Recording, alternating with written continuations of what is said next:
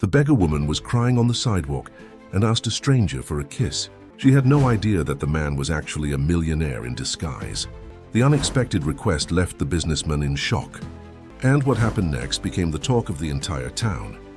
If this story interested you, don't forget to subscribe to our channel and tell us what city you're watching from. We'll continue. The cutting June wind whipped through the deserted streets of Chicago's financial district. Emily huddled closer against the back wall of a commercial building, trying to find some shelter from the cold that penetrated through her thin, worn coat. Her fingers trembled as she clutched a yellowed photograph to her chest, the only memento she still kept of her mother, Rebecca. The day had been particularly difficult. After trying unsuccessfully to get a few hours of work at Mr. Wilson's bakery, Emily had to endure another look of contempt when she asked to clean the establishment in exchange for old bread. "Get out of here, girl. Go find work somewhere." "Else," were the harsh words that still echoed in her mind. At 23, Emily carried in her deep brown eyes the weight of a search that seemed endless. 3 years had passed since her mother disappeared after being admitted to a shelter facility. The information was always contradictory. Some said she had been transferred, others that she had left on her own. The truth, Emily knew, was buried, somewhere between documents and secrets. The sound of footsteps on the sidewalk made her shrink even more. It was common for building security guards to expel her from there, but this time it was different. A man of simple appearance, wearing a security uniform and with an unshaven beard, approached unhurriedly. Emily waited for the usual order to leave, but it didn't come. "Are you hungry?" he asked, his voice surprisingly gentle. Emily hesitated, studying his face for signs of ill intent. She found only a tired and sincere gaze. "Always," she replied, trying to smile. The man sat down beside her, maintaining a respectful distance, and took a still-wrapped sandwich and a bottle of water from his backpack. "It's not much, but it's clean and fresh," he said, offering it to her. Emily accepted, with trembling hands, dividing the sandwich into 2 parts and extending one of them back to him. The man seemed surprised by the gesture. "My name's Michael," he said, accepting his half of the sandwich. "Emily," she responded, feeling a strange peace in that shared moment. They sat in silence for a few minutes, just eating and observing, the city lights twinkling in the distance. Emily couldn't explain it, but there was something different about this man. It wasn't just kindness. It was as if he too carried an invisible weight. "Why are you here?" she asked finally. Michael took a few seconds before answering. "Sometimes we need to get lost to find what really matters." Emily laughed softly. "That sounds like something my mother would say. She always had that habit of speaking in riddles." "And where is she now?" Emily's smile disappeared. "That's what I've been trying to find out for 3 years. One day she was working as an administrative assistant at a company. The next day she was admitted to a shelter. After that, nothing. It's like she vanished into thin air." Michael adjusted himself, suddenly seeming interested. "Which company did she work for?" "Sullivan Enterprise Group. One of those giants that everyone knows, but no one knows exactly what they do," Emily shrugged. "Why?" "No reason," Michael replied quickly, getting up. "I need to get back to work. Will you be okay?" Emily nodded, although they both knew it was a lie. Before Michael walked away, she called out, "Wait!" He turned, and Emily felt her heart race with what she was about to ask. "This will seem strange, but could you give me a kiss?" Michael frowned, confused. "Why?" "Because it's been so long since I've been touched with affection that sometimes I forget I'm human," she replied, her voice almost a whisper. "Not as romance, just as a reminder." For a moment, Emily thought he would leave, but Michael approached, slowly, held her face with delicacy and placed a gentle kiss on her forehead. The gesture, so simple and pure, caused silent tears to stream down Emily's face. "You're more human than many people out there," Michael murmured, before walking away into the night. Emily stayed there, sitting at the back of that commercial building, feeling the warmth of that act of humanity. She didn't know yet, but that casual encounter was about to trigger a series of events that would change her life forever. In the darkness of the night, she pressed the photo of her mother again, not imagining that the answers she sought were closer than she could ever suspect. The next morning, Emily was wandering downtown looking for temporary work when an unusual commotion caught her attention. A group of well-dressed executives surrounded the entrance to the imposing headquarters of Sullivan Enterprise Group. Among them, a familiar figure made her heart stop for a moment. Michael, no longer wearing the worn security uniform, but instead an impeccably tailored suit, was walking with an upright posture toward the building. His hair, previously disheveled, was perfectly aligned, and his unshaven beard had given way to a well-groomed face. The executives around him treated him with explicit deference, repeating, "Yes, Mr. Sullivan," to his every word. Emily felt her legs weaken. The man who had shared his sandwich the night before, who had treated her as an equal, was actually one of the powerful figures who ran that empire of glass and steel. The same company where her mother had worked before disappearing. As she digested this revelation, an elegant woman of about 40 approached her. "You're Emily, aren't you?" Surprised at being recognized, Emily simply nodded. "I'm Catherine Wilson." "Mr. Michael Sullivan's assistant," the woman smiled, though her eyes remained cold. "He asked me to find you. He would like to invite you to a charity event taking place tonight at Cedar Palace." "Me? But why?" "Mr. Michael has a special interest in social projects," Catherine answered, in a tone that suggested disapproval. "Here's your invitation and this card with the address of a boutique.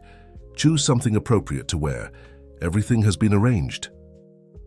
Before Emily could protest, Catherine had already walked away with firm steps on her high heels. Looking at the invitation in her hands, Emily felt a mixture of excitement and fear. That world wasn't hers, but perhaps it was her only chance to discover something about her mother's disappearance. Hours later, wearing a simple but elegant midnight blue dress, Emily timidly entered the ballroom of Cedar Palace. The place was dazzling, with its crystal chandeliers and sophisticated decoration. High society ladies circulated with their gleaming jewels, while businessmen discussed deals over glasses of champagne. "What a pleasant surprise," Michael's voice sounded behind her. Emily turned, finding him even more impressive in his tuxedo. "I'm glad you accepted the invitation.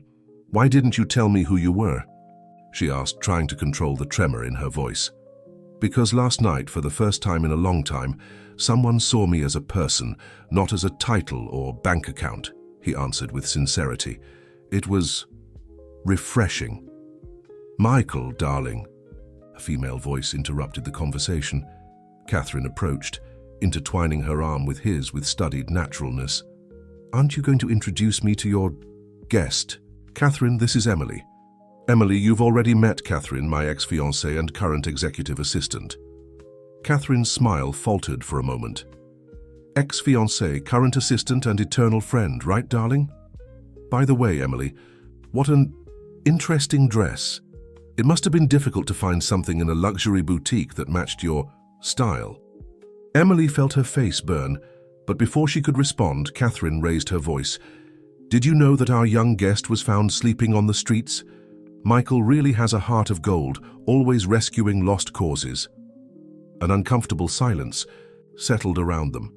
Some nearby guests began to whisper, glancing sideways at Emily. The humiliation threatened to suffocate her. It was then that Michael did something unexpected. He extended his hand to Emily, and in a voice clear enough for everyone to hear said, "May I have this dance?" Without waiting for a response, he led her to the center of the ballroom. The orchestra was playing a soft waltz, and Michael guided her gently. "Don't let them diminish you," he murmured. "You have more dignity than many here." "Why are you doing this?" Emily asked, feeling everyone's eyes on them. "Because I also know what it's like to be judged by appearances," he replied. "And because there's something about you that intrigues me, something familiar that I can't explain." The music continued, and for a few minutes Emily allowed herself to forget where she was, who she was, and simply exist in that moment. But an unsettling feeling persisted in her chest. The same company, the same surname, so many coincidences. There was something bigger connecting their stories. She could feel it. And that dance was just the first step of a journey that promised to reveal long-buried truths. The morning after the ball, Emily woke up in a small hotel room, courtesy of Michael, who insisted that she not spend another night on the streets. As she organized her few belongings, her fingers touched something metallic at the bottom of her worn bag. It was an old silver bracelet with the name Michael engraved in cursive lettering. The sight of that object made her heart race. Her mother had always carried that bracelet with her, telling and retelling the story of how she had found it, with a baby during a fire years ago. "One day I'll return this to its owner," she used to say, "because everyone deserves to know their true story." Emily held the bracelet up to the light, remembering the last weeks before her mother's disappearance. Rebecca was agitated, constantly making notes in a notebook she never left behind. "There's something wrong happening at the company," she would whisper to herself. "Something very wrong." A knock on the door interrupted her thoughts. It was Amy, a hotel maid who had become her instant friend the night before. "Emily, you need to see this." Amy entered hurriedly carrying a tablet. "I was organizing some old hotel files and found something interesting." On the screen, a 15-year-old news report showed the details of a fire that destroyed a public housing complex. Among those involved in the rescue, the name Rebecca Hayes appeared as one of the Sullivan Enterprise Group employees who helped save residents. "But there's more," Amy continued, sliding to another page. 3 months after the fire, your mother began making complaints about irregularities in the company. She claimed that the fire hadn't been accidental." Emily felt a shiver run down her spine. What happened after that? "The complaints were archived due to lack of evidence, and shortly after—" Amy hesitated. "Well, shortly after your mother was admitted to the shelter." Emily's head was spinning with the information. The bracelet in her hand seemed to pulse with new meaning. Could it be possible that the Michael she had met, the current CEO of the group, was the same baby her mother had saved? "There's another thing," Amy lowered her voice. "Ms. Catherine Wilson, Mr. Sullivan's assistant, she was involved in the process of archiving your mother's complaints." Emily rose abruptly. She needed to talk to Michael, tell him about the bracelet, about her mother's suspicions. But before she could take a step toward the door, her cell phone, a basic model she had managed to buy with temporary jobs, vibrated with a message. It was from an unknown number. "Not everything is as it seems. Meet me at the old cafe at p.m. I have information about your mother." Amy, who had read the message over Emily's shoulder, held her arm. "That could be a trap. After last night's ball, you've become too visible. There are people who won't like seeing you poking into the past." "But what if it's someone who really knows something about my mother?" Emily argued, putting the bracelet back in her bag. "I can't miss this chance." "Then don't go alone," Amy insisted. "Let me go with you. I can stay at a nearby table watching." Emily agreed, grateful for her new friend's concern. As she prepared to leave, she couldn't stop thinking about the connections that were beginning to form. The fire, her mother's complaints, the baby with the bracelet, the sudden disappearance, and now Michael, who seemed to be at the center of all this without even knowing it. In the hotel lobby, Emily stopped in front of a large mirror. Her reflection showed a different woman from the one who had slept on the streets the night before. The ball, her eyes always determined, now shone with renewed purpose. It was no longer just about finding her mother.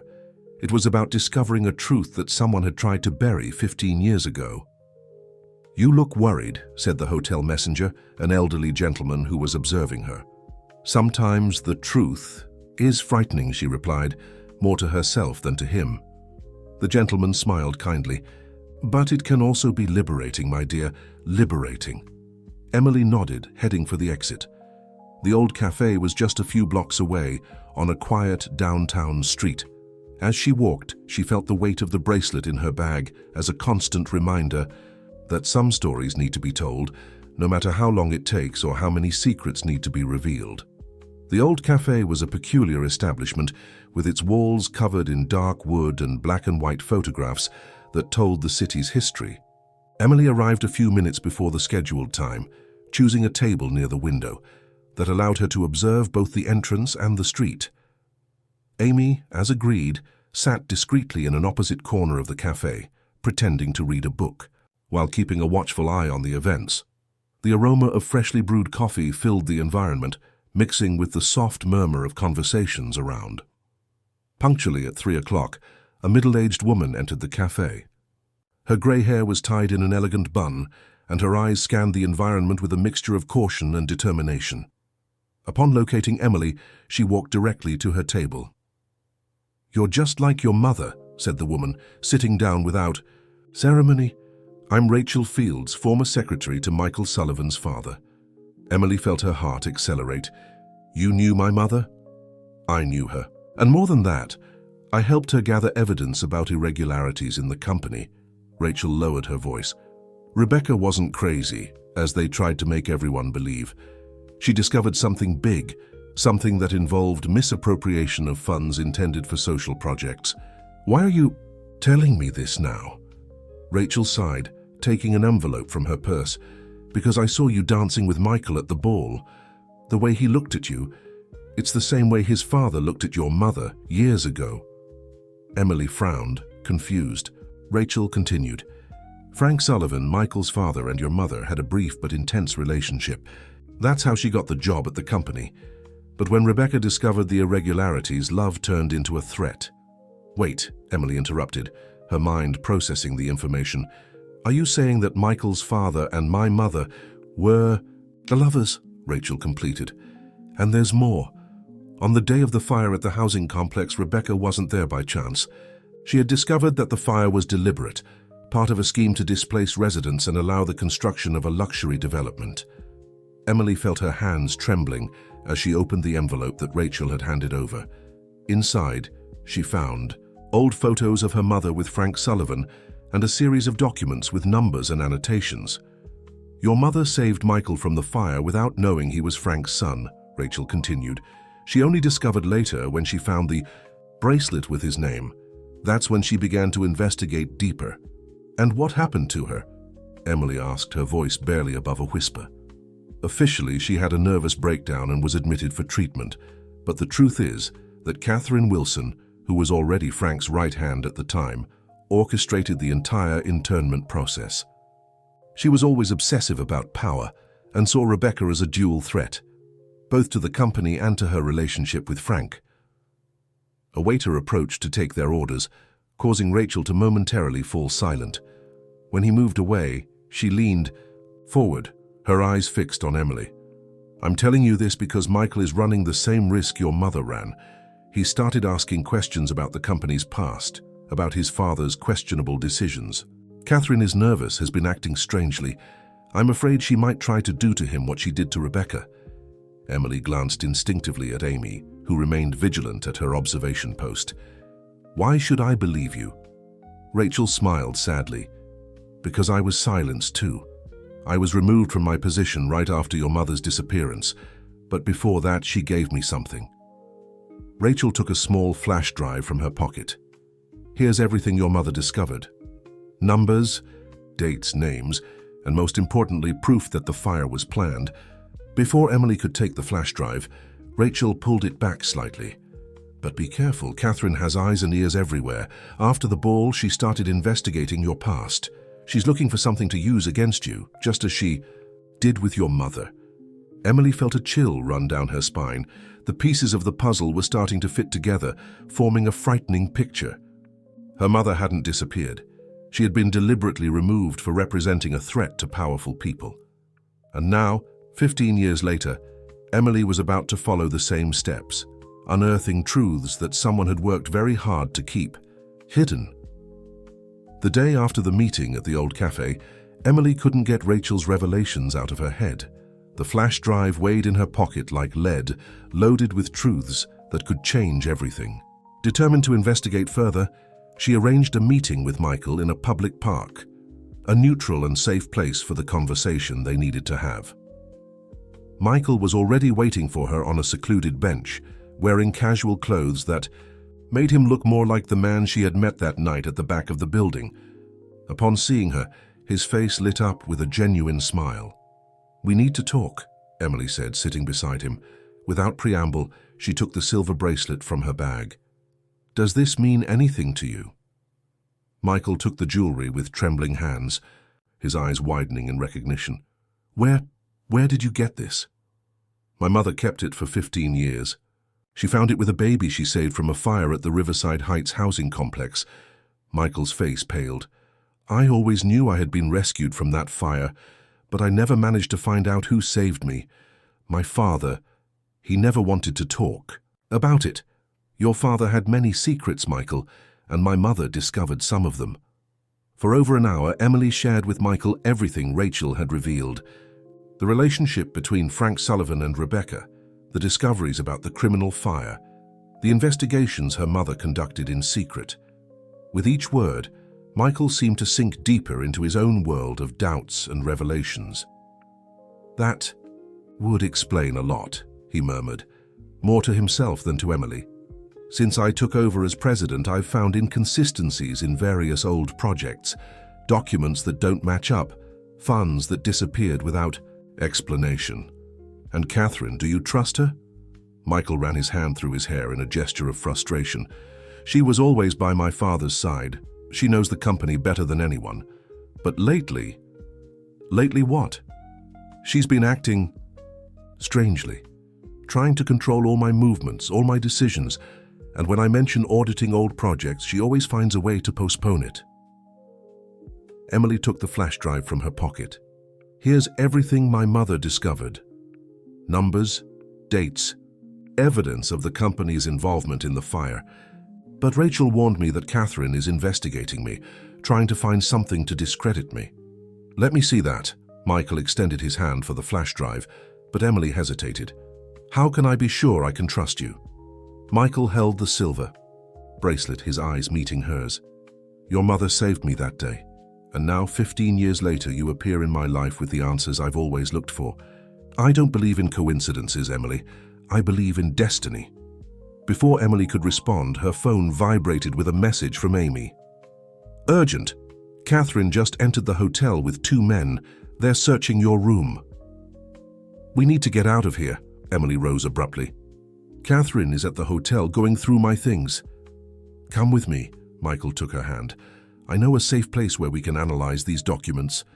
As they ran to Michael's car, Emily couldn't help but notice how their hands fit together perfectly. It was as if destiny, after 15 years of separating their stories, finally decided to intertwine them again. On the way, Michael made a quick call. Robert, I need that favor you owe me. Prepare the old meeting room, the one without cameras, and don't tell anyone I'm heading there. Where are we going? Emily asked, watching the city pass by through the car window. To an old company office, a place that not even Catherine knows about. It was where my father kept his most important documents. Michael paused, his face tense. Emily, if what's on this flash drive is true, we're not just dealing with fund misappropriations. We're talking about a conspiracy that could bring down some of the most powerful people in the city. Emily clutched the flash drive in her hand, thinking of her mother, of all the truths she tried to reveal, of all the suffering she faced for trying to do the right thing. Then it's time to finish what she started. The car stopped in front of a discreet building on the outskirts of the city. As they climbed the stairs in silence, Emily felt the weight of history on her shoulders. The answers she sought were there, stored in a small electronic device. But was she really prepared to face the consequences of revealing them? The old office was a spacious room, with furniture covered by white sheets and walls lined with dark wood. Robert, a grey-haired gentleman who appeared to be the caretaker, opened the windows to let in the late afternoon light. Nobody has been here for years, he commented, removing the cover from an old computer.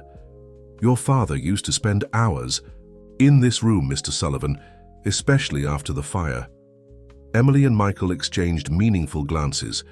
Robert turned on the computer, and after checking that everything worked, discreetly withdrew, closing the door behind him. Are you sure you want to do this? Emily asked, holding the flash drive. I need to know the truth, Michael responded, his voice firm. About my father, about your mother, about who I really am. With trembling hands, Emily inserted the flash drive into the computer. A series of folders appeared on the screen, all organized by dates. The first, marked as Riverside Heights Project, contained dozens of documents and photographs.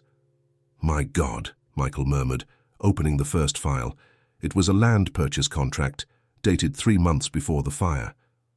The company already had plans for that area long before the fire started. Emily opened another file, an email exchange between Frank Sullivan and a local politician. "They planned everything," she said, her voice choked. "The fire was just an excuse to displace families and allow the construction of the luxury development." As they rummaged through the files, a dark story began to emerge. Sullivan Enterprise Group had built its empire on a foundation of corruption and manipulation. Social projects were merely facades for fund misappropriation, and anyone who threatened to expose the truth was systematically silenced. "Look at this," Emily pointed, to a folder marked with the date of her mother's disappearance. Inside they found forged internment documents, signed by doctors who never existed. Catherine, Michael recognized the signature on various documents. She orchestrated everything: your mother's internment, the archiving of the complaints. Even my engagement was part of her plan to maintain control of the company. An audio file caught Emily's attention. It was a recording of a meeting between Frank Sullivan and Catherine, dated 1 week before Rebecca's disappearance. "She knows too much," Catherine's voice sounded clear in the recording. "And now she's discovered about the boy. If she reveals that you're the father—" "Take care of it," Frank interrupted. "Make it look like she had a breakdown. Nobody believes crazy people, right?" Michael abruptly turned off the audio, his face a mask of pain and anger. "My own father. He knew about me the whole time, knew that Rebecca saved me from the fire that he himself ordered." Emily placed a hand on his shoulder, feeling the tremor that ran through his body. "Michael, there's one more thing you need to see." At the bottom of the flash drive, there was a video. In it, Rebecca appeared sitting in her office at the company, looking directly at the camera. "If you're watching this, something has happened to me," she began, her voice determined. "I've discovered things that could destroy many powerful people. But the most important thing isn't the documents or the evidence. It's the truth about a child. Michael, Frank Sullivan's son, is not Mrs. Sullivan's son. He is my son." The silence that followed was deafening. Emily looked at Michael, who remained motionless, his eyes fixed on the screen where Rebecca's face was still frozen. "You're my brother," Emily whispered, tears flowing freely down her face. Before Michael could respond, footsteps echoed in the corridor. The door to the room opened violently, revealing Catherine accompanied by 2 security guards. "What a touching scene," she said, her cold smile illuminated by the light from the computer. "The family finally reunited. Too bad you discovered too late." Catherine advanced through the room with calculated steps, her heels echoing on the wooden floor. The 2 security guards remained close to the door, blocking the only exit. "I must admit that you are as persistent as your mother, Emily," Catherine said, her cold gaze scanning the room. "But also equally naive. Did you really think I wouldn't find out about your meeting with Rachel? That I wouldn't be informed about this? Office?" Michael positioned himself between Catherine and Emily, his defiant posture. "It's over, Catherine. We have all the evidence of the company's crimes. The fire, the misappropriations, the conspiracy against Rebecca." "Evidence?" Catherine laughed, a sound without joy. "You have old documents that can easily be discredited. I, on the other hand," she took an envelope from her purse, "I have something much more interesting." Emily felt her stomach sink when Catherine spread several photographs on the table. They were images of her in different compromising situations, all carefully manipulated to look real. "It's amazing what can be done with technology these days," Catherine continued. "A desperate young woman forging documents, trying to extort money from a successful CEO. The press will love this story." "No one will believe this," Emily protested, but her voice trembled slightly. "No?" Catherine raised an eyebrow. "Just like no one believed when your mother tried to expose the truth?" "It's incredible how quick people are to judge when the media presents the right narrative." Michael stepped forward, his expression changing from anger to something more calculated. "You forgot an important detail, Catherine. I'm still the CEO. My word still carries weight. For now, Catherine smiled, pulling another document from her purse. The board is meeting at this moment to vote on your removal. Apparently, they discovered serious irregularities in your management. What a coincidence, right? Emily observed the scene, her mind working quickly. There was something in Catherine's behavior, an excessive confidence that seemed almost staged. You're bluffing, Emily said suddenly, making everyone turn to her. The board can't meet without Michael's knowledge, and even if it could, it would need concrete evidence. Evidence? Like these? Catherine pulled more documents from her purse, but her hands trembled slightly. That's when Emily realized Catherine was nervous. Behind all that pose of control, there was fear in her eyes. You don't have the power you used to have, do you? Emily continued, taking a step forward. Since Michael took over, your decisions have been questioned. Your circle of influence is diminishing.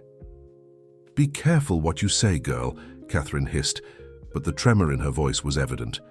Rachel told me everything, Emily continued, about how you manipulated my father, Frank Sullivan, how you used his relationship with my mother to gain power in the company. But now Frank is no longer here to protect you. Michael, who had remained silent, suddenly took out his phone. Robert, call internal security and get in touch with all board members. I want an extraordinary meeting in 1 hour. You can't do that, Catherine protested, her control finally beginning to crack. I can and I will, Michael responded, his voice loaded with authority. As CEO, I still have that power, and unlike you, Catherine, I have something my father never had, the truth on my side. The two security guards who accompanied Catherine exchanged uncertain glances. Emily noticed that they began to move away from the door, realizing that the game was changing. You don't understand, Catherine said, her voice now almost pleading. Everything I did was to protect the company, to maintain order. No, Emily responded, picking up one of the manipulated photos. Everything you did was to protect yourself, but you know what's different now. She tore the photo into pieces. We're no longer alone. We're no longer isolated targets that you can manipulate and discredit. The sound of footsteps in the corridor announced the arrival of internal security. Catherine looked around, like a cornered animal, realizing that her plan was crumbling. This isn't over, she threatened, backing toward the door. You're right, Michael agreed, his voice firm. It's just beginning. When security entered the room, Emily and Michael exchanged a look of mutual understanding. The battle was far from over, but for the first time since this story began, they were no longer fighting alone. The main meeting room of Sullivan Enterprise Group had never seemed so imposing as on that afternoon. The board members, summoned on emergency, occupied their usual places around the large mahogany table, their faces a mixture of curiosity and apprehension. Emily observed everything from a discreet corner of the room, alongside Rachel, who had been called to testify. Amy, the maid who had become a crucial ally, was posted near the door, ready to intervene if necessary. Ladies and gentlemen of the board, Michael began, his firm voice echoing through the room, I've convened this extraordinary meeting to present evidence of a conspiracy that extends for 15 years within this company. A murmur ran through the room. Catherine, seated in her usual place but visibly uncomfortable, tried to maintain her haughty posture. Before proceeding, Michael continued, I'd like to introduce someone. This is Emily Hayes, daughter of Rebecca Hayes, the employee who 15 years ago tried to alert this company about serious irregularities. The older board members shifted in their chairs, clearly recognizing the name. And my sister, Michael added, causing a wave of surprised whispers. Robert, the caretaker of the old office, entered the room carrying a projector. In a few minutes, the evidence from the flash drive began to be displayed on the screen. Contracts, emails, financial records that documented years of systematic corruption. As you can see, Michael pointed to the documents, the fire at the Riverside Heights housing complex was not an accident. It was part of an elaborate scheme to displace families and allow the construction of profitable developments. This is ridiculous, Catherine stood up, her face red. These documents can... be easily forged. And this girl, she pointed to Emily, is an opportunist trying to tarnish the reputation of our company. Ms. Wilson, one of the older board members, interrupted her. I suggest you sit down and listen. Some of us have suspected these irregularities for years, but never had concrete evidence. Emily stepped forward, placing the silver bracelet with Michael's name on the table. This bracelet belonged to a baby my mother saved from the fire, a baby who later we discovered to be her son, with Frank Sullivan. The silence that followed was deafening. Rachel approached, bringing with her an old folder. I have here the original hospital records, she announced. Rebecca Hayes was admitted to have her baby at a private clinic under a false name at Frank's insistence. The baby was registered only with the Sullivan surname. This explains why Frank always kept me away from certain company decisions, Michael reflected aloud. Why he insisted on keeping me under Catherine's tutelage. He feared I would discover the truth about my origin. One of the younger board members raised his hand. This is fascinating, but what does it have to do with the company's current management? Everything, Emily replied, her voice clear and determined. Because the same mechanisms of manipulation and corruption remain active. Ms. Wilson maintained a control system based on blackmail and threats, using privileged information to maintain her power. Amy approached, distributing folders to each board member. These are the proofs of how Ms. Wilson forged documents for Rebecca Hayes' internment, as well as evidence of other similar cases in the last 15 years. Catherine, seeing her empire of lies crumbling, made one last desperate attempt. You can't believe this. I dedicated my life to this company. No, Catherine, Michael cut her off. You dedicated your life to building power through fear and manipulation, but that ends today. The chairman of the board stood up, his expression grave. I believe we have sufficient evidence to make a decision. Ms. Wilson, you are suspended from your duties until the completion of a full audit. As security escorted Catherine out of the room, Emily felt a hand touch her shoulder. It was Michael, his eyes shining with a mixture of gratitude and determination. This is just the beginning, he whispered. Weiter, we still have to find our mother. Emily nodded, feeling for the first time in years a true hope. The circle of lies was breaking, and with it, new paths were opening. The truth, for so long buried, was finally beginning to come to light. Chapter 4. The board meeting, Emily and Michael took refuge in Frank Sullivan's old office, now filled with a silence loaded with history. The walls seemed to still hold more secrets than those they had discovered. There's something that doesn't make sense, Emily said, going through the documents spread on the table. If our mother was institutionalized against her will, there must be records somewhere. Catherine couldn't have erased all the traces. Michael, who was examining an old photograph of his father, looked up. Rachel mentioned a private clinic. Maybe we should start there. At that moment, Amy burst through the door, breathless.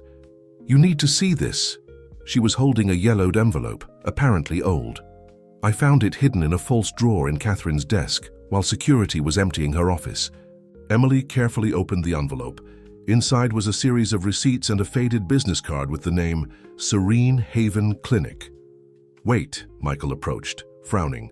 I know that place, or rather, knew it. It was a private clinic on the outskirts of the city, but it was closed a few years ago after reports of irregularities. Emily examined the receipts.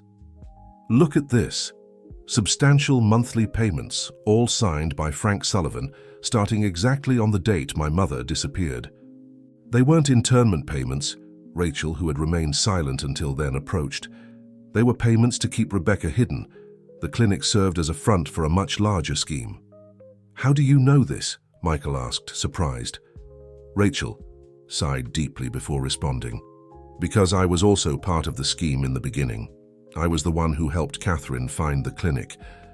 But when I realized what was really happening, well, let's say my conscience weighed more than my ambition. Emily felt her blood freeze. You knew where my mother was all this time? Not exactly, Rachel replied, her voice laden with guilt. I knew about the clinic, but Rebecca was transferred from there a few months later. What I can say is that she was conscious and lucid, Not a psychiatric patient, as Catherine made everyone believe. Michael began pacing the room, his mind working quickly. The payments continued for years. That means she's still alive somewhere. And there's more, Amy intervened, pulling more documents from the envelope. I found records of regular transfers to an account in the Cayman Islands, all authorized by Frank Sullivan. The last one was made just 3 months ago. Emily felt her heart accelerate. After he passed away? Exactly, Michael confirmed, examining the documents, which means someone continued the payments even after his death, and there's only one person who had access to his personal accounts. Catherine, they all said in unison. At that moment, Robert, the caretaker, entered the room hurriedly. Mr. Sullivan, Ms. Wilson, she managed to escape from security. A tense silence took over the environment. Emily was the first to speak, her voice laden with determination. She'll try to flee the country, she said, taking the documents for the Cayman Islands account. And I bet I know exactly where to. Michael already had his phone in hand. I'll alert our contacts at the airport. If she tries to leave the country, we'll know. No, Emily interrupted him. She's too smart for that. She must have an alternative. Plan? Something that doesn't leave traces. Rachel seemed thoughtful. There's an old private landing strip on the outskirts of the old clinic. It was used for discreet patient transfers. And how do you know that? Michael asked, suspicious. Because that's where your mother was transferred from 15 years ago, Rachel replied, her voice low. And if Catherine is following the same plan, she'll try to use the same route, Emily completed, already heading for the door. And maybe, unwittingly, she'll lead us exactly where we need to go. Michael grabbed the car keys. I'm coming with you. No, Emily stopped him. You need to stay here. If something goes wrong, the company needs you.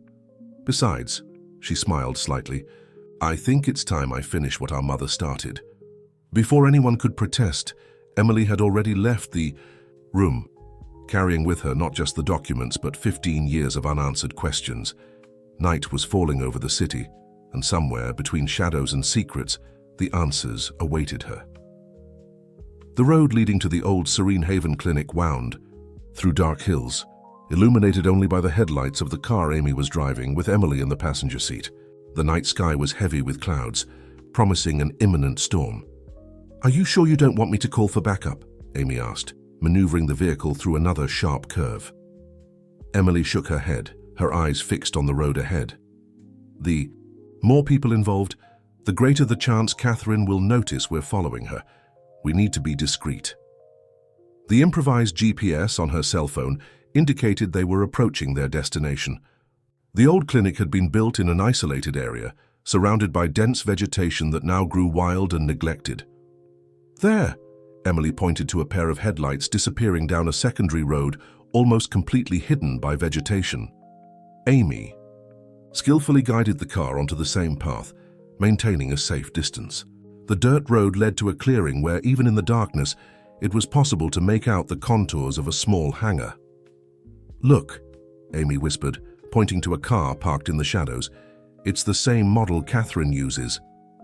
Emily felt her heart race. They were in the right place. With extreme caution, they parked at a safe distance and approached the hangar on foot. Muffled voices came from inside the structure. Emily and Amy positioned themselves near a broken window, from where they could hear the conversation without being seen. We don't have much time, Catherine's voice sounded tense. The plane will be here in 20 minutes. We need to leave before they discover this place. And what about the woman? A male voice asked. Rebecca is already at the agreed location. As soon as we get there, all our problems will be solved. Emily had to contain a gasp. Her mother was alive, and Catherine knew exactly where she was. The documents, the male voice began. They're all here, Catherine interrupted him. 15 years of secrets that could destroy half the businessmen in this city. Frank was very clever in keeping records of all the deals. It was his life insurance. Emily felt a hand touch her shoulder and almost screamed, but it was just Amy pointing to the sky. The distant sound of an airplane engine was beginning to approach. We need to do something, Amy whispered. If she boards that plane. Emily was already one step ahead. Silently, she took her cell phone from her pocket and began recording the conversation. Next, she sent her location to Michael along with a message. Serene Haven Clinic, abandoned hangar. Catherine is here. Mom is alive. The response was almost instantaneous. We're on our way. Keep her busy. But how to do that without exposing herself to danger? Emily scanned the environment with her eyes, looking for a solution. That's when she noticed the large rusty padlocks that kept the hangar gates closed. Amy, she whispered, I need you to go to Catherine's car. What are you going to do? Buy time. While Amy silently moved away, Emily approached the gates. Carefully, she passed the chains through the metal supports, effectively locking Catherine and her accomplice inside the hangar. The sound of the airplane was getting closer and closer. It was now or never.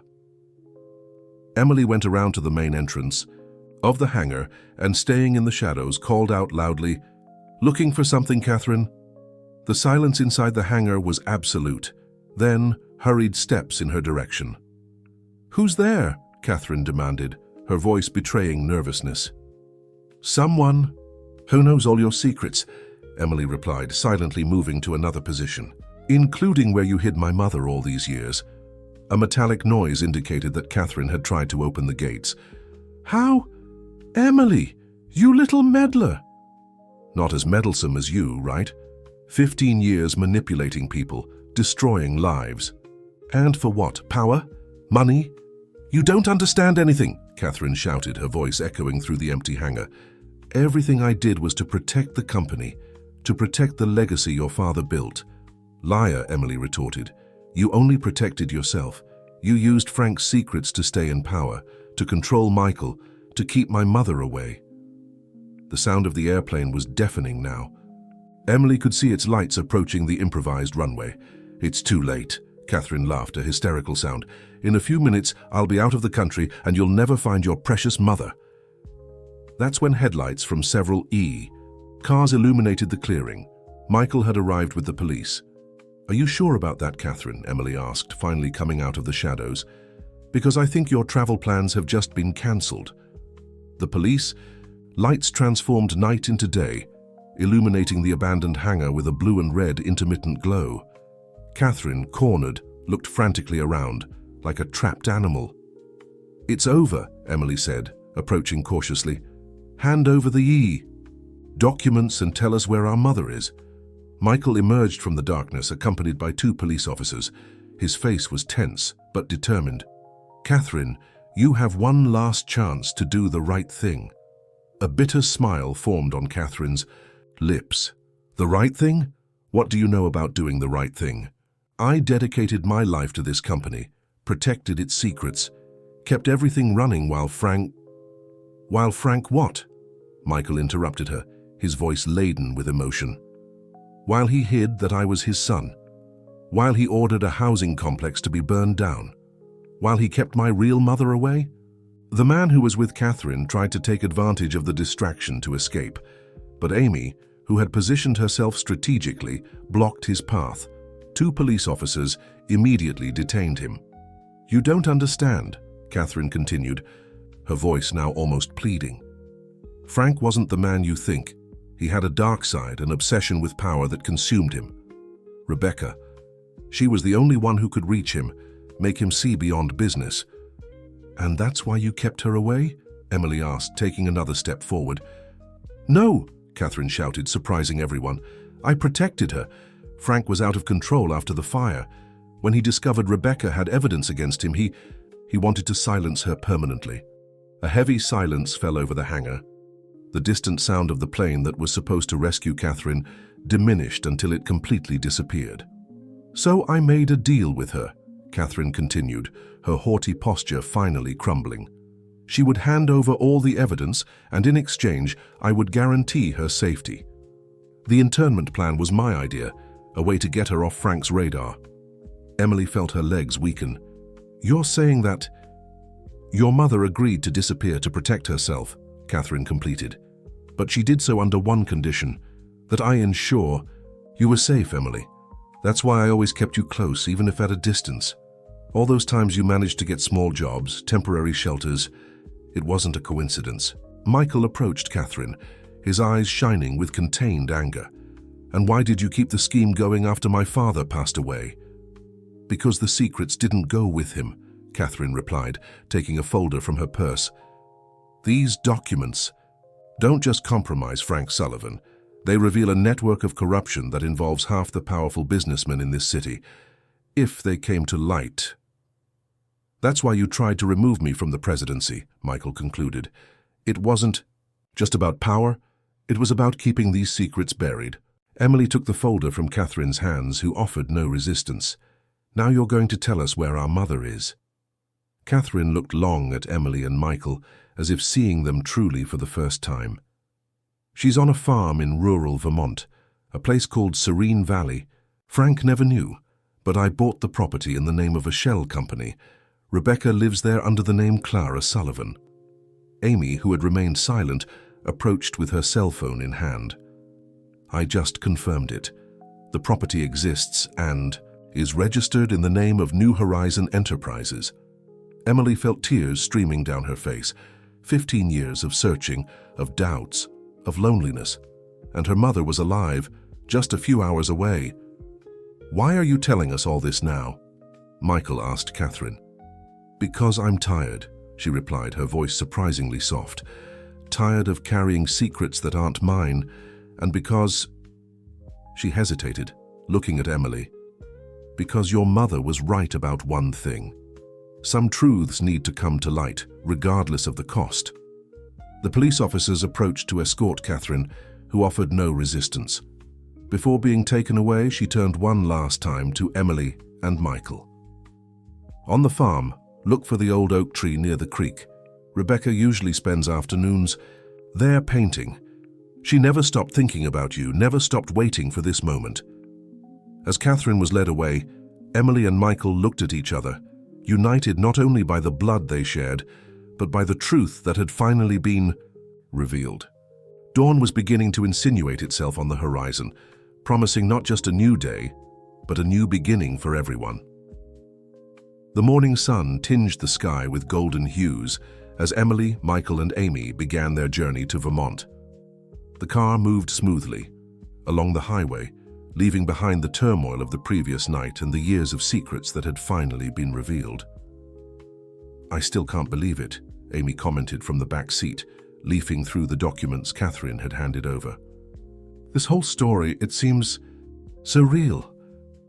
Emily, who was observing the landscape through the passenger window, smiled softly.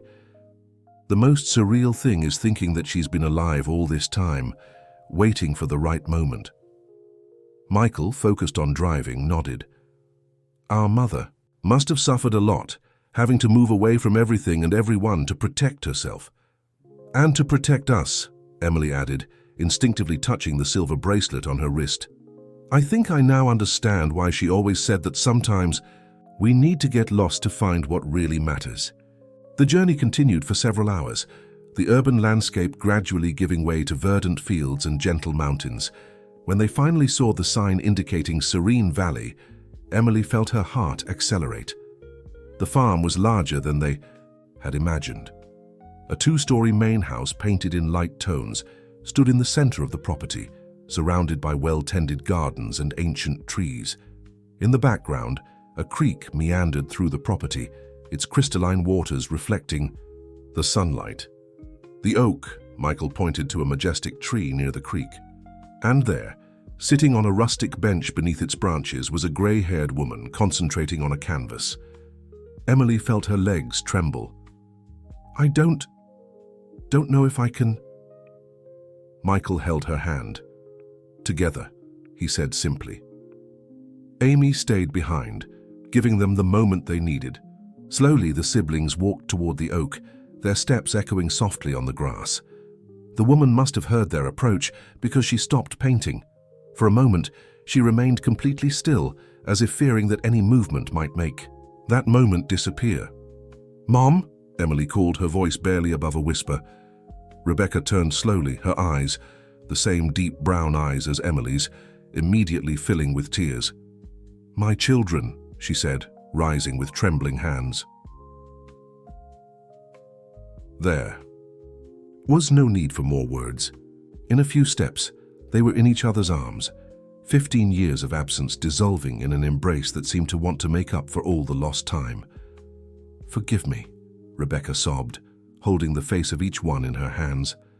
"Forgive me for leaving, for keeping you apart." "There's nothing to forgive," Michael replied, his voice choked. "You did what you had to do to protect us." Emily couldn't speak, just hugged her mother tightly, as if afraid she might disappear again. The familiar scent of paint and lavender transported her to her childhood memories, to all the moments she had dreamed of this reunion. "You found each other," Rebecca finally said, taking a step back to look better at her children. "Exactly as I always knew would happen." "How?" Emily asked. Rebecca smiled, that smile that Emily had kept in her memory for so many years. "Because some stories need to be completed. Some bonds are too strong to be broken by time or distance." Amy approached discreetly, carrying the folder. With the documents, Rebecca observed her with interest. "Frank's secrets," she said softly, "finally came to light." "Thanks to you," Michael replied. "You kept the evidence all these years, waiting for the right moment." Rebecca shook her head. "No, my son. I kept the truth, but it was you who had the courage to reveal it. It was you who completed what I began." Emily looked at the canvas her mother had been painting. It was a landscape of the valley, but in the center were 3 figures embracing under a large oak tree. The painting was almost complete, missing only a few details. "You knew we would come today," she realized. Rebecca smiled, picking up her brush again. "I always knew this day would come. And now," she dipped the brush in paint, "we can finally complete this story together." The sun was high in the sky now, its light dancing through the oak leaves, creating golden patterns on the ground. There, in that perfect moment, 3 hearts that had been separated by fate finally beat in unison, ready to begin a new chapter of their lives. On the porch of the main house at Serene Valley, Emily, Michael, and Rebecca sat in comfortable wicker chairs, cups of steaming tea in their hands. The afternoon sun was beginning to dip on the horizon, painting the sky with orange hues. "After Frank discovered I had evidence of the fire," Rebecca began, her voice calm but laden with memories, "he changed. He was no longer the man I fell in love with. Power and money had transformed him into someone I barely recognized." Michael adjusted himself in his chair. "Why did he order the fire?" "Greed," Rebecca replied simply. The land of the housing complex was located in an area that would become extremely valuable. The development company planning the luxury project offered an astronomical sum, but the residents refused to sell. "And that's when Catherine entered the scene," Emily completed. Rebecca nodded. "She was brilliant at her job, I can't deny that. Found legal loopholes, created shell companies, orchestrated the entire plan. But when the fire happened, I think even she was shocked by the consequences. Amy, who had joined them with a tray of homemade cookies, intervened. Is that why she helped you escape?" Partially, Rebecca took a cookie, a nostalgic smile on her lips. "But I think the main reason was that she saw in Frank something I had already noticed. He was losing himself in his own darkness. And when he discovered about Michael, about our story, he threatened to do something against you," Michael concluded, his voice tense. "Yes," Rebecca confirmed, "but Catherine had her own game. She knew that the documents I kept could destroy not just Frank, but the entire network of corruption he had built. So she proposed a deal. My safety in exchange for my silence." Emily stood up, walking to the porch railing. "And all these years you were here, painting, waiting." "Observing," Rebecca gently corrected. "Catherine kept her word, sending me news about you. Every achievement, every important moment. I followed everything from a distance. How did you bear it?" Amy asked, her voice laden with emotion. Rebecca stood up, joining Emily at the railing. "With hope, and with the certainty that one day the truth would come to light. Look," she pointed to a small studio in the garden. "That's my sanctuary. Every painting in there tells a part of this story." The group followed Rebecca to the studio, A cozy space filled with canvases, brushes, and the unmistakable aroma of oil paint. On the walls, dozens of paintings depicted moments she was never able to witness in person. Emily at different stages of her life, Michael at business events, imagined scenes of how it would be if they were all together. "This is my favorite," Rebecca said, stopping in front of a larger canvas. The painting showed the exact moment when Emily and Michael met for the first time at the back of the commercial building. Catherine described the encounter to me, not knowing it was you two. When I found out, well, I had to record that moment. Michael touched the canvas gently. "Did you know we would meet?" "Not exactly," Rebecca smiled, "but I knew your hearts. I knew that, like me, both of you carried a search for truth. It was just a matter of time until your paths crossed." Emily examined another painting, this one showing the charity ball. "How did you get so many details?" "Ah, that," Rebecca laughed softly. "Rachel has been my eyes and ears all these years. After she regretted her role in the scheme, she became my connection to the world I had to leave behind." The sun was beginning to set, casting long shadows through the studio windows. Amy lit some lamps, revealing even more details of the paintings. "And now?" Michael asked, his voice carrying the weight of responsibility. "With all these documents, with the truth exposed." "Now," Rebecca replied, picking up a clean brush, "we begin a new canvas, one that we'll paint together, without shadows from the past, without secrets to hide." Emily watched her mother prepare a new blank canvas, her hands moving with the familiarity of someone who had transformed art into refuge. "What are you going to paint?" Rebecca looked at her children, her eyes shining with love and hope. "Our future, and this time I won't need to imagine, I'll be there to live it with you." The next morning, Serene Valley awoke with a different energy. News of the family reunion had spread among the farm employees, who now observed with discreet curiosity the movement in the main house. Emily found her mother in the garden, watering the flowers with the same care with which she painted her canvases. "I couldn't sleep well," she confessed, helping to carry the watering can. "Neither could I," Rebecca smiled. "I spent the night reliving every moment of yesterday, fearing it was just another of my dreams." Michael joined them, carrying a folder of documents. "I just spoke with our lawyers. They're already preparing the entire process to legally reverse your disappearance." "And the company?" Rebecca asked, her voice soft but concerned. "The board is in an uproar with the revelations," Michael explained, "but they agreed to conduct a complete and transparent audit. I won't let the mistakes of the past continue to haunt our future." Amy appeared on the porch, waving her cell phone. "Guys, you need to see this. The news about Catherine's arrest is everywhere." The four gathered around the cell phone, reading the headlines that multiplied. The story of the business empire built on corruption, the family drama, the reconnection after 15 years, everything was being exposed. "This is going to cause a tremendous impact on the market," Michael sighed. "And on people," Emily added. "All those families from the housing complex, they deserve to know the truth." Rebecca touched Michael's shoulder gently. "And that's why you're different from your father, my son. You chose to face the truth, not bury it." The group walked to the oak tree where breakfast had been prepared on a checkered tablecloth spread on the grass. The creek murmured softly, like a background melody for their conversations. "I was thinking," Emily began, serving herself coffee, "of using my experience to create a social project, something that helps people in vulnerable situations gain access to justice and their rights." "An excellent idea," Michael smiled. "The company can support this. In fact, I'm planning to create an entire division focused on social responsibility and corporate transparency."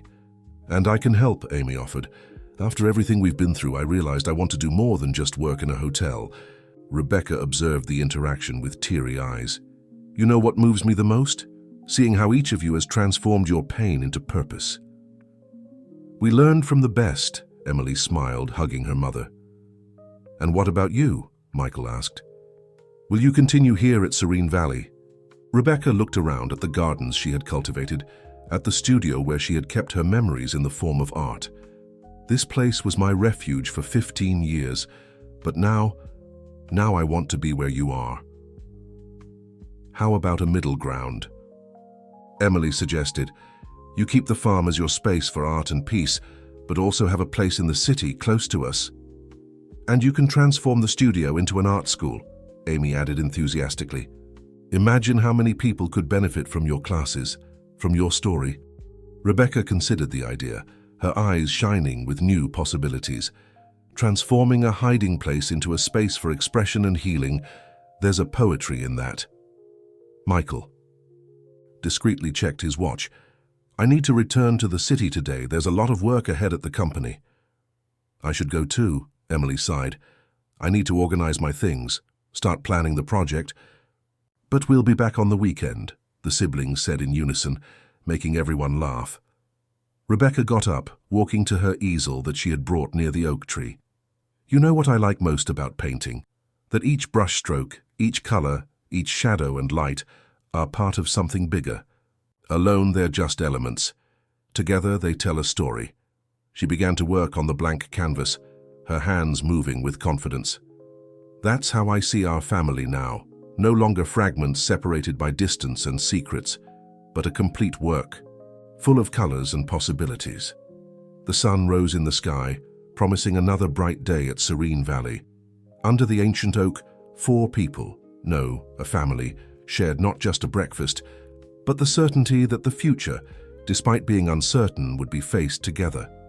A week after the events at Serene Valley, the headquarters of Sullivan Enterprise Group was buzzing with activity. The main lobby, once austere and intimidating, now displayed an exhibition of Rebecca's paintings, visually telling the story of transformation and redemption that the company was experiencing. Michael, in his office on the top floor, was conducting a video conference with the main shareholders. Transparency will be our new pillar, he affirmed, his voice firm and decisive. Each project, each investment, each decision will be documented and available for public scrutiny. Emily, who had just arrived for a meeting, observed her brother with pride. In just 1 week, he had initiated a silent revolution in the company, replacing compromised executives, establishing new compliance protocols, and, most importantly, reconnecting the corporation with its original social purpose. The results of the initial audit are concerning, one of the shareholders commented on the screen, but your honesty in exposing all this is generating surprising confidence in the market. Because people recognize truth when they see it, Michael replied. And speaking of truth, I'd like to introduce the new director of our social responsibility division.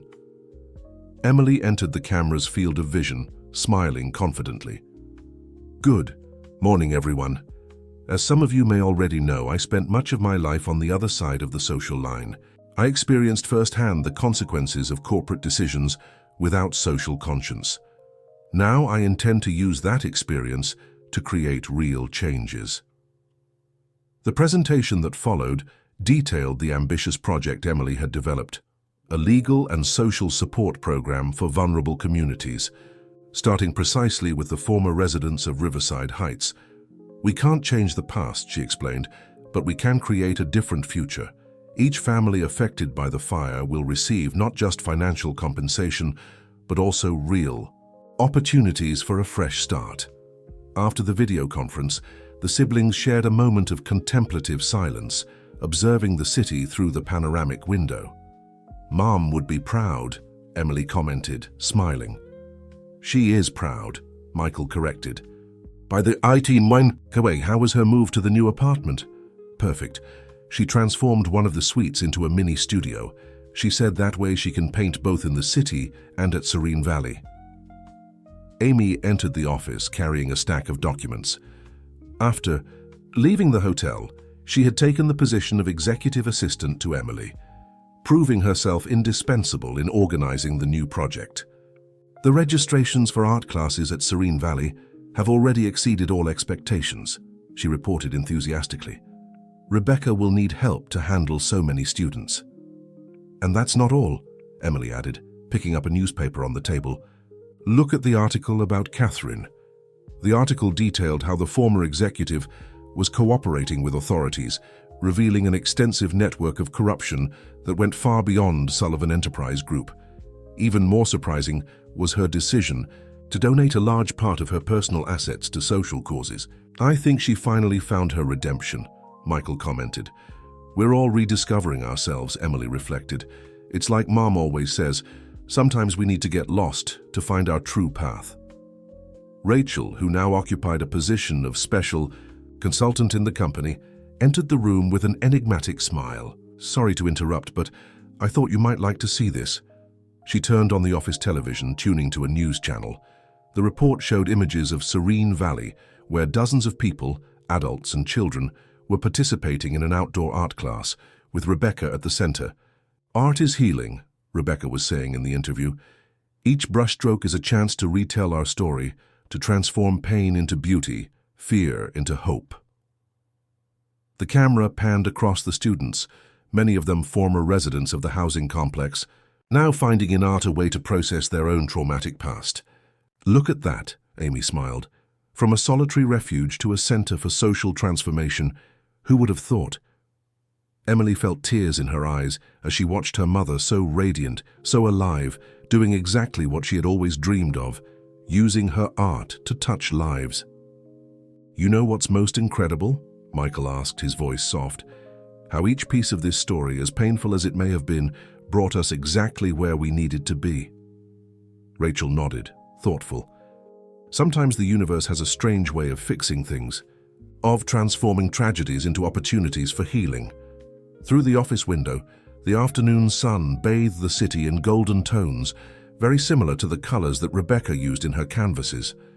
It was as if life, that unpredictable artist, was painting its own picture of redemption and new beginnings. The month of June was coming to an end, bringing with it an air of renewal to Serene Valley. Rebecca's old studio, now expanded, housed not only her own works, but also the creations of her students, each canvas telling a different story of overcoming and discovery. On a particularly pleasant Saturday, the farm was preparing for a unique event, the first collective exhibition of the social project students. The garden had been transformed into an open-air gallery with canvases arranged among the trees and along the creek. Emily walked among the guests who were beginning to arrive, observing with satisfaction how the space that was once a refuge of solitude now overflowed with life and colors. Local residents, businessmen, artists, and especially people who had been touched in some way by Rebecca's story, all mingled in a celebration of art and renewal. "It's amazing how everything has changed," Amy commented, helping to organize the last details of the exhibition. "2 months ago, I was just a maid trying to help a stranger. Now you're a fundamental part of this transformation," Emily completed, hugging her friend. "Without you, none of this would have been possible." Michael arrived shortly after, accompanied by members of the company board. But they were no longer the same stern executives as before. Their faces showed a genuine admiration for the project that was developing there. "The results speak for themselves," he explained to one of the board members. "The art therapy program is helping not just the victims of the fire, but the entire community. And most importantly, it's changing the way people view the role of a large corporation in society." Rachel, who was supervising the organization of the cocktail party, smiled as she saw Rebecca emerge from the studio carrying a covered canvas. "Time for the surprise?" Rebecca nodded, her eyes shining with emotion. "Gather everyone, please. This is a special work." When the guests grouped around the easel set up near the oak tree, Rebecca gently cleared her throat to get everyone's attention. 15 years ago, she began, this place became my refuge, my escape from a reality that seemed impossible to face. Each painting I created here carried not only colors and shapes, but also dreams, fears, and mainly hope. She paused, looking lovingly at Emily and Michael, who were side by side in the front row. "Today," she continued, "I want to share with you my last individual work. From now on, my work will always be collaborative, with my students, with my family, with all who wish to use art as a tool for transformation." With a smooth movement, she removed the cloth covering the canvas. The revealed painting left everyone breathless. It was a representation of Serene Valley, but not just as a physical place. In the canvas, Past and present merged in a dance of colors and emotions. The old solitary studio gradually transformed into a vibrant space of life. The oak tree, silent witness to so many moments, extended its branches like welcoming arms over all the scenes. In the center of the composition, three figures, Rebecca, Emily, and Michael, were represented at different moments of their lives, connected by golden threads that seemed to pulse with their own light. Around them, other people emerged from the shadows into the light. Amy, Rachel, the project students, even Catherine represented as a figure in transformation. Eternal Bonds, Rebecca announced the title of the work, because I learned that some connections are too strong to be broken by time, distance, or fear. They just wait for the right moment to reveal themselves in all their strength. Emily and Michael approached their mother, each holding one of her hands. The three observed, together, the painting that represented not just their story, but a future of infinite possibilities. And now? Someone in the audience asked. Rebecca smiled, that serene smile that had become her trademark. Now we begin a new chapter, no longer alone, no longer hidden, but together. A family, a community, united by art and truth. The sun was beginning to set on the horizon, casting a last golden ray through the branches of the oak tree. The light touched the canvas, making the golden threads in the painting shine as if they were alive, connecting not just the figures in the work, but all those present in a moment of pure magic. In the nearby creek, the water continued its eternal course, murmuring ancient stories and promising new adventures. Serene Valley, once a refuge of secrets, was now transforming into a sanctuary of renewal and hope, proving that even the most difficult stories can have endings that are not just happy, but transformative. 3 months after the exhibition at Serene Valley, the social project had already expanded beyond initial expectations. What began as art classes for a small group had transformed into a comprehensive program of rehabilitation and community development. On a particularly busy morning, Emily was conducting a meeting at the new community center built where the Riverside Heights housing complex once stood. The space, funded by Sullivan Enterprise Group, was a living symbol of the transformation that was taking place. Each person here has a story to tell, Emily explained to a group of journalists covering the project. And through art, education, and social support, we're helping these stories have new chapters. The community center was buzzing with activity. In one room, Rebecca was conducting an art class for children. In another, volunteer lawyers offered free legal assistance. In the courtyard, Amy coordinated a professional training program. It's incredible how everything has changed, commented an elderly lady, a former resident of the housing complex. Before, we were seen as a problem to be removed. Now we're part of the solution. Michael, who had arrived for a surprise visit, observed everything with evident satisfaction. The cold, calculating businessman he once thought he should be had given way to a more human and conscious leader. You know what impresses me the most? He commented to Emily. How a story that began with so much pain is generating so many positive fruits. Rachel, who now divided her time between the company and the social project, approached with some folders. And it's not just here. The E model is being replicated in other cities.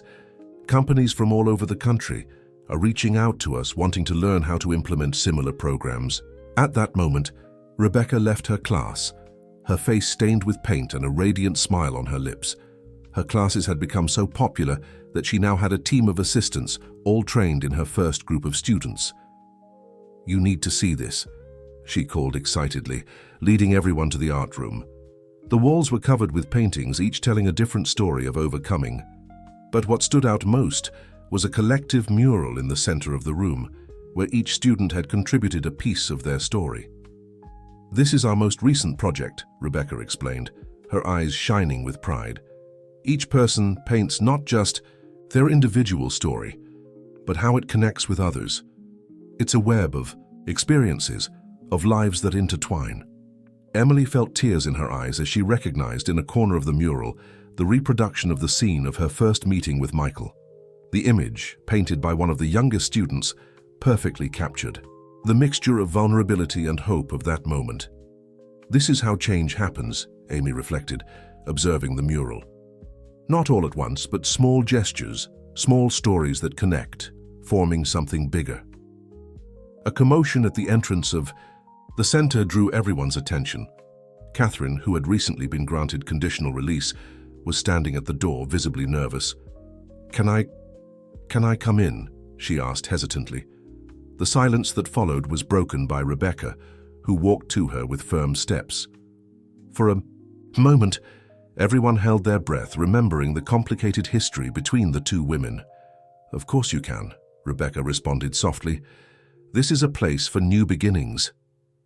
Catherine looked around, her eyes filling with tears as she saw the transformations that had occurred.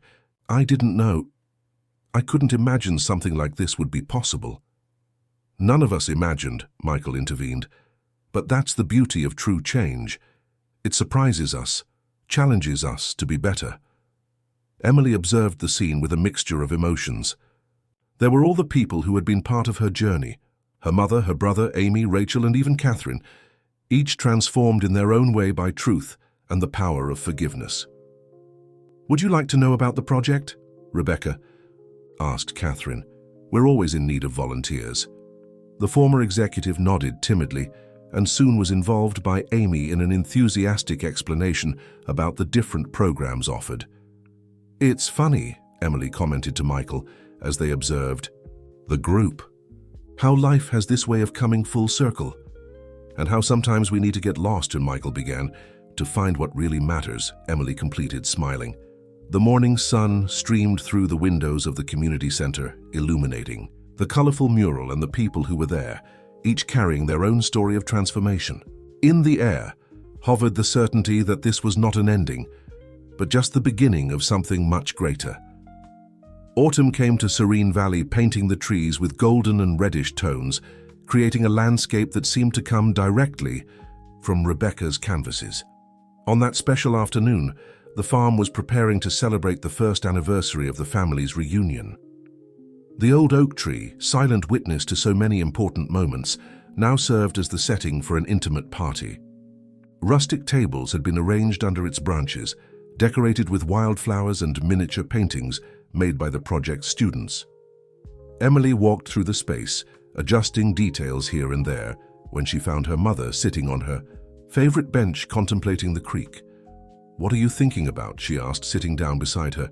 Rebecca smiled, that serene smile that had become even more frequent in recent months. "Patsiu e Detroya." About how life is circular. "A year ago I was alone here, painting memories and dreaming of this moment. Now look around us." Serene Valley had transformed into a true center of art and social transformation. Besides regular classes, the space now housed artistic residencies, expressive therapy workshops, and community development programs. Michael approached, carrying an old box. "Look what I found in Dad's office." Inside the box were photographs, documents, and, to everyone's surprise, a diary. Frank Sullivan, the man who had such an impact on their lives, had recorded his thoughts and conflicts over the years. "Should we read it?" Emily asked hesitantly. "I think so," Rebecca responded softly. "It's part of our history, even if it's not the most beautiful part of it." As the three settled down to examine the contents of the box, guests began to arrive. Amy, who had become not just a close friend, but a true sister to Emily, arrived with Rachel, both carrying more materials for the social project. Catherine, who was gradually finding her place in this new reality, arrived bringing a special gift, official documents that finally transferred the property of Serene Valley to Rebecca's name. "It's the least I can do," she said, her voice laden with emotion. "This place has always been your home, Rebecca. Now, it's official." The afternoon progressed with stories being shared, laughter echoing through the valley, and new memories being created.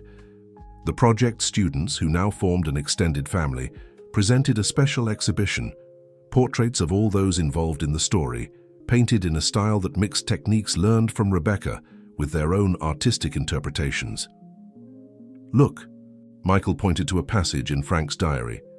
He wrote this shortly before he passed away. I realized too late that I built an empire of sand while wasting the chance to build something truly valuable, a family. Emily held her mother's hand, feeling the weight of those words. But we managed, didn't we? We built something valuable, even if through a different path than we imagined. Rebecca nodded, her eyes scanning the valley that now pulsed with life and purpose. You know what I learned in all these years of painting? That sometimes the most beautiful works are born from the greatest challenges. You just need the courage to pick up the brush and start again. The sun was beginning to set, casting a golden light over the celebration. Amy stood on a chair, calling everyone's attention for a toast. To family, she began, not just the one given to us by blood, but the one we build through love, understanding, and forgiveness. To truth, Michael added, which, even when it hurts, has the power to set us free. To art, Rebecca continued, which allows us to tell our stories and heal our wounds. And to new beginnings, Emily completed, which show us it's never too late to paint a new dawn.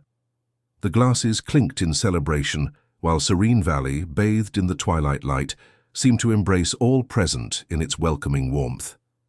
In the creek, the water continued its eternal course, whispering stories of loss and reunion, of pain and healing, of endings and new beginnings.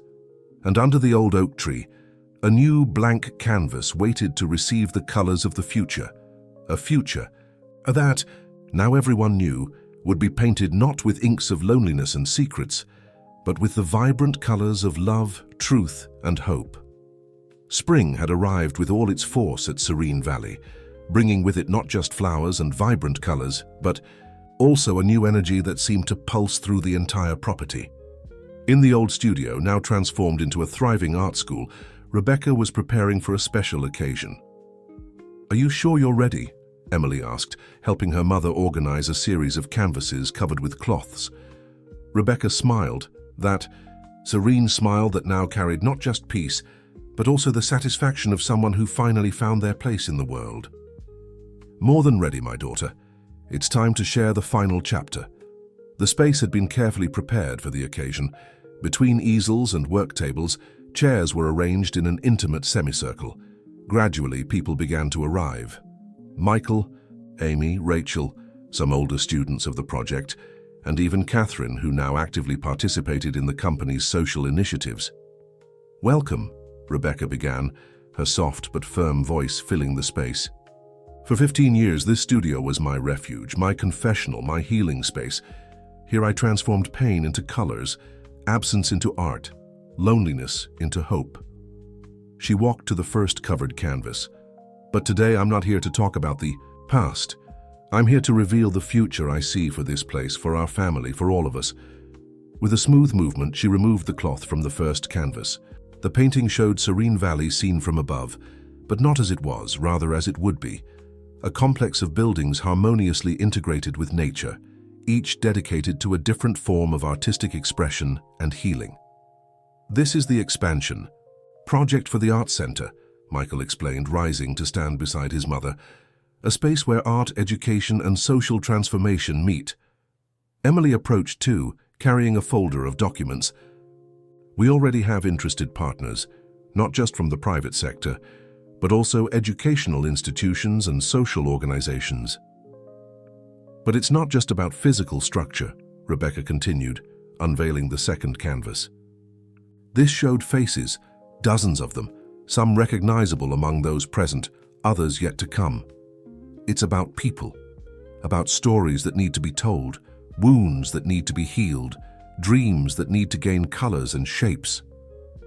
Amy, who now coordinated the social integration program, added, "We already have a waiting list of people wanting to participate, not just as students, but as volunteers, teachers, mentors." Catherine, seated quietly until then, stood up. "And I'd like to announce that the Social Compensation Fund we created has already approved funding for scholarships and artistic residency programs." The third canvas revealed by Rebecca caused a collective gasp. It was a monumental triptych. The first panel showed the past, the fire, the separation, the years of solitude. The second portrayed the present, The reunion, the reconciliation, the transformation, and the third showed a bright future, full of possibilities. "This is my last individual work," Rebecca announced, her voice heavy with emotion. "From now on, each painting I create will be in collaboration with others, because I learned that our individual stories are beautiful, but when they intertwine, they create a masterpiece," Emily completed, embracing her mother. Rachel, who observed everything, with watery eyes, stood up to share her own news. "And to ensure that this story is never forgotten, the publisher has agreed to publish the book I documented about this entire journey." A murmur of approval ran through the environment. Their story of loss, search, reunion, and transformation would now be eternalized, not just in canvases and colors, but also in words. But most importantly, Rebecca concluded, uncovering the last canvas, is this. The final painting showed the old oak tree, but in a way never seen before. At its roots were represented all those present, connected by golden threads that climbed up the trunk and spread through the branches, reaching a sky where other stories, other lives, other dreams waited to connect. "This is our true legacy," she said, looking with love at her children. "Not a business empire, not an art school, not even a social foundation. Our legacy is the certainty that no matter how much time passes, no matter how many obstacles we encounter, true love always finds its way back home." The afternoon sun entered through the studio windows, making the golden threads in the painting seem alive, pulsing, as if they were ready to leap from the canvas and embrace all present in their transformative light. Twilight descended gently over Serene Valley, painting the sky with the same vibrant colors that Rebecca so loved to use in her canvases. After the presentation in the studio, family and closest friends gathered under the old oak tree for a moment of reflection and celebration. Emily was sitting on the grass, leaning against the trunk of the tree that had witnessed so many crucial moments of her story. Beside her, Michael was organizing some documents, the final details of the expansion project for the Arts Center. "Thinking about it," he commented, "it's incredible how everything began right here, in this very place." "With an innocent kiss and a gesture of humanity," Emily completed, smiling at the memory. Rebecca approached, carrying her inseparable portfolio of drawings. "Actually, it began much earlier," she said, sitting with her children. "It began with a dream. The dream that one day we could all be together again, not just as family, but as people who learned the true meaning of love and forgiveness." Amy and Rachel joined the group, bringing a bottle of wine and glasses. "And now," Amy asked, serving everyone, "what's the next chapter of this story?" "The next chapter," Catherine replied, approaching timidly, "will be written by many hands." She extended an envelope to Rebecca. Inside was a letter from the prison board, approving her project to bring art classes to inmates in the rehabilitation process. "Because everyone deserves a second chance," Catherine explained, her voice laden with emotion. "Everyone deserves the opportunity to retell their story." The group raised their glasses in a silent toast as the last ray of sun passed through the oak branches, creating a spectacle of light and shadow on the ground, like a final natural artwork to close that special day. "You know what moves me the most?" Rebecca commented, opening her portfolio of drawings. "Seeing how each person who passes through here leaves a bit of themselves and takes a bit of us." She showed her latest sketches, portraits of students, volunteers, families who had found healing through art. Each stroke, each color told a story of transformation. "And to think I almost gave up," Emily reflected, remembering the difficult days on the streets. "That I almost believed some stories had no fixing." Michael held her hand. "But you didn't give up. None of us gave up." "Because deep down," Rachel added, "we knew there was something greater guiding us, something that not even the darkest secrets could hide forever." The studio, now illuminated only by soft lights, seemed to pulse with all the energy of the stories it held. The canvases on the walls, the used brushes, the paint stains on the floor, each detail told a piece of the journey that had brought them there. "Tomorrow," Rebecca announced, we'll begin preparations for the first Serene Valley Arts Festival. It will be our way of thanking everyone who was part of this story and inviting others to be part of the next chapter. And so the cycle continues, Amy smiled. Other Emilys, other Michaels, other stories waiting to be discovered and transformed. The gentle night breeze carried the scent of garden flowers, mixed with the smell of fresh paint from the studio. It was a constant reminder of how life, like art, is always in the process of creation and renewal. Someone once told me, Emily spoke, looking at the starry sky that was beginning to reveal itself, that sometimes we need to get lost to find what really matters. And what really matters? Michael asked, though everyone already knew the answer. Rebecca smiled, that smile that carried all the wisdom and love in the world. What matters is knowing that we're not alone, that our stories, no matter how difficult they may be, can always be rewritten, that love, when true, finds its way through any darkness. And so, under the protective mantle of the old oak tree, surrounded by the love and art that had transformed their lives, they celebrated not just the end of a journey, but the beginning